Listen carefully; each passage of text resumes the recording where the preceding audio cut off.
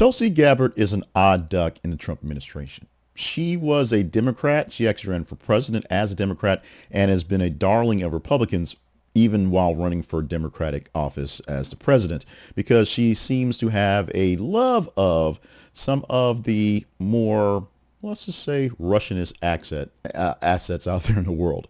And so she fell in line with the Trump administration and became the National Director of Intelligence, Director of National Intelligence, saying that properly.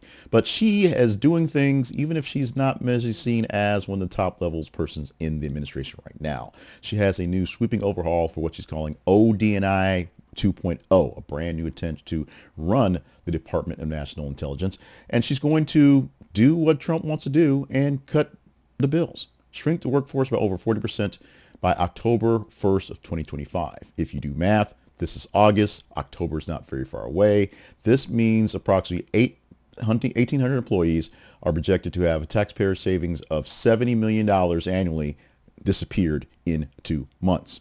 Yes, 2 months. Now, Gabbard actually plans to eliminate or fold into units several key offices: Foreign Malign Influence Center, Cyber Threat Intelligence Integration Center, National Counterproliferation and Biosecurity Center. Additionally, National Intelligence University will move under the Department of Defense, National Defense University.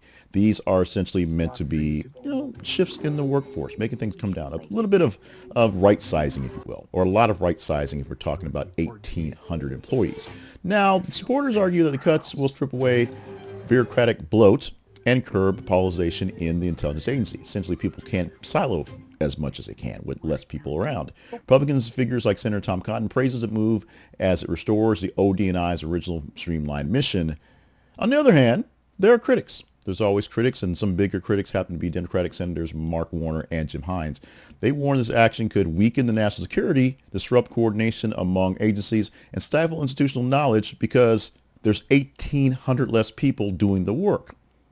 Former intelligence officers are also questioning whether such drastic cuts could leave the office ill-prepared for future threats, because there's 1,800 less people doing the work. So there's staffing changes, but there's also a purge of just various offices that recently come into effect, where Gabbard actually killed security clearances for 37 intelligence professionals. These are key figures like NSA data scientist Vin Nguyen, and some folks that are just sort of still hanging on, like, Trump likes to pull security clearances for old generals that talk on TV because they weren't necessary to the process, so they didn't necessarily need the access. And many view this as politically motivated, mostly because Trump doesn't like people with these clearances. And it causes concern about the effect of independent analysis within intelligence circles. Having people to have the inside knowledge who can look at what you're doing and give you some actual real detail on what's going on from the inside, from the actual data, as opposed to someone who has to speculate from the newscast. Now, if you watch enough newscasts, you can speculate fairly well when things seem fairly obvious, even to the folks who put them in place. But it also helps to have the actual crib notes to see what's going on, to understand what's going on. Maybe you can understand their actions if you get some sort of insight of the insight. And maybe it just makes it worse, which is why they're pulling clearances. Gabbard is a polarizing figure. She's an enigma, if you will, of some sense of how she actually exists in this world, who she is, why she is. Someone who, if you go by her resume, is pretty well touted, but you go by her actual actions and things she's gotten done, you scratch your head and wonder why she's still here. Many people are wondering why she's still part of the administration when she doesn't seem to be a real part of anything and do anything in particular, other than the big Trump mandate to slash jobs in the government, to kill the wokeness, to drain the swamp. Swamp's being drained, but the problem with draining the swamp is if you kill all the nutria, yeah, they're rats, but they live in the swamp, and that's part of the problem. That's their home.